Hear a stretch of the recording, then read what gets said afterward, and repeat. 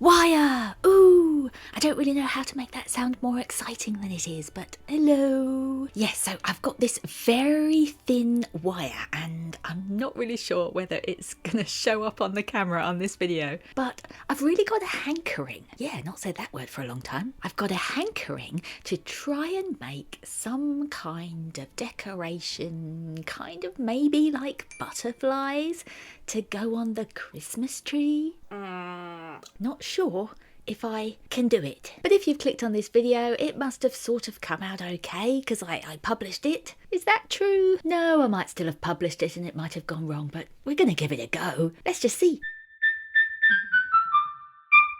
So I've got this white bit of paper, which is nothing to do with anything, but I just think maybe this will show up a little bit better on it. I'm using a voiceover for this video because at the start of this session, I look like this.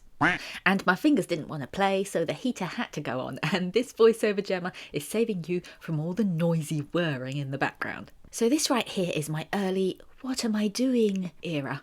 It was a misguided time of winding wire around a paint tube and finding it hugely difficult to keep still. My reasoning for this method was so that I could create nice even curves, but unless I was going to stick the tube down on the table, which I could not be bothered with, it was really a bit pointless, and so that route was abandoned pretty quickly. It turns out the easiest way of curving this wire is with fingers, and it's pretty easy to smooth out if the curve goes wrong. Just for info, I know this wire came from Hobbycraft, but I'm not too sure on what exactly it was called. Having just checked the website, I found something that looks similar, and it says it's 0.5mm floristry wire, so I'll pop a link in the description in case it helps. So from this point on, I embarked on a meandering session of straightening the wire and looping it around to form wing-like shapes, always returning to the centre to twist and lock it in place. I found that simply by pinching the wire and pulling my fingers along its length, I could smooth it out and get rid of any bumps.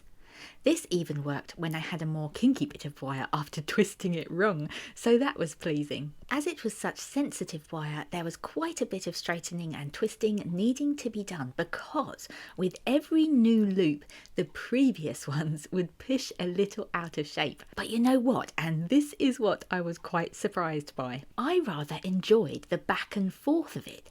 At first, when I was trying the winding around a paint pot thing, I thought this process was going to head into frustrating territory, but actually, once I started just holding the shape in my hands and puzzling my way through how to mould it, I completely zoned out. For this first butterfly, I kept the shape as simple as possible, just creating 4 looping sections with repeating loops inside each section. I think this simplicity let me just fall into the push and the pull of twisting the wire, and I gotta say, I felt really calm.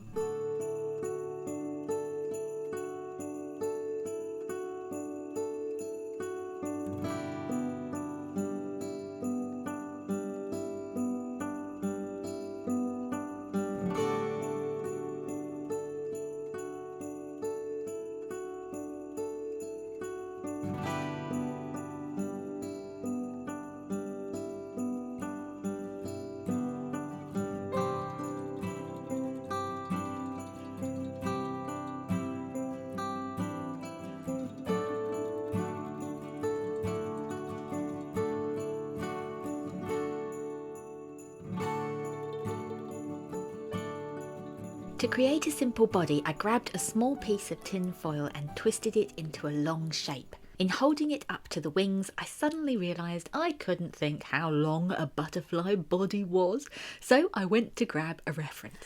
Okay, I just found this picture that I took of a butterfly this year actually, and look, its bottom is pretty short.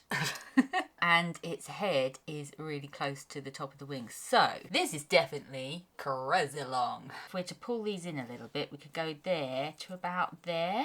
I think that's what we're doing. I positioned the foil roll in between the wings and then kept winding wire around it from one end to the other to cover it and fix it in place.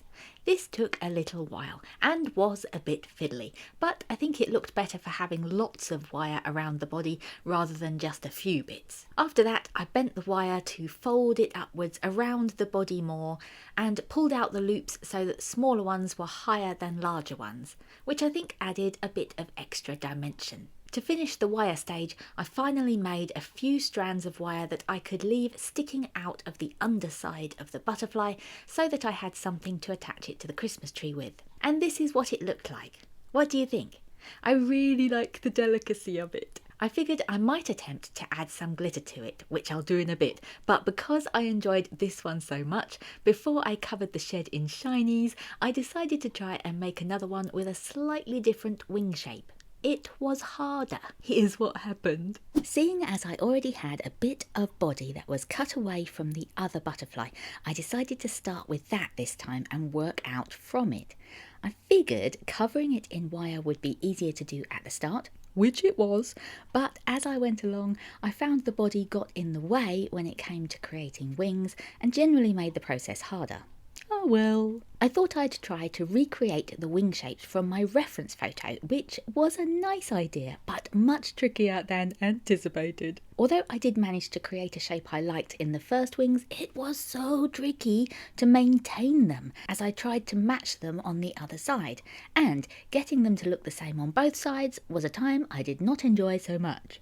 However, I kind of got there, though the slight wobble along one piece irked me a little bit. But I'm not a perfectionist and it was good enough, so on I went. Also, from this point, I wasn't too sure what to do as I knew I couldn't replicate the shapes in decreasing sizes like I had done with the first butterfly. I did try this utter debacle of an idea which looked a bit poop, and so I unwound it pretty swiftly and rethunk.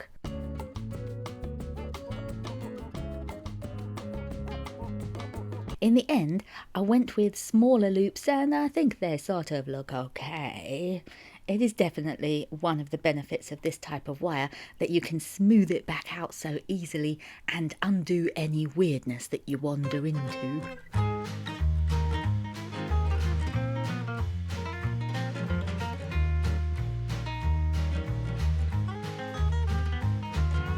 So this is where I got to, and I'm pretty happy with it in general.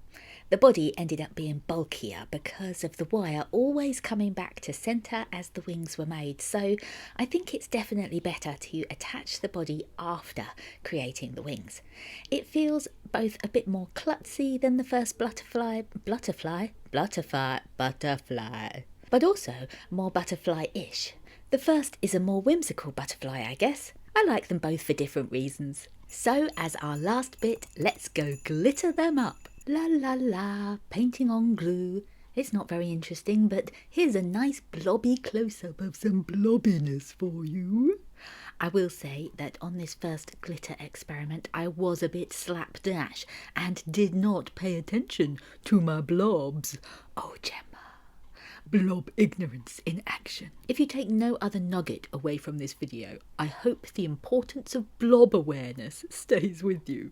I didn't smooth out the glue blobs on the thin wing wire enough, and when I launched the glitter storm, it clung onto those blobs very obviously. Now, as I said earlier, I'm no perfectionist, so it wasn't a big deal really, just a, yeah moment. And now I have a butterfly with funny little glitter blobs that looks like the solder went wrong. Ha! But don't it give it character? Having learned this lesson, I went into the other butterfly a bit more tentatively, only brushing on the tiniest swishes of glue onto the wings, and I think it came out quite nicely. I now have 2 new butterflies for my tree and a shed covered in glitter bits. So here they are on my tree, delicate but adding a little bit of shimmer on the branches. I like them. And that's what counts. I have no clue how I'll store them when they come down. They may not survive to next year, but I'll figure that out another day. For now, they're enjoying themselves in the twinkle lights. Thanks so much for joining me for this video. It means a lot that you clicked in and spent some time with me. I really hope you enjoyed it. If you did, please do consider hitting the like button as it really helps me out, and if you fancy sticking around for future random creative stuff, the subscribe button is nearby. Stay curious, keep making happy, and I'll see you next time.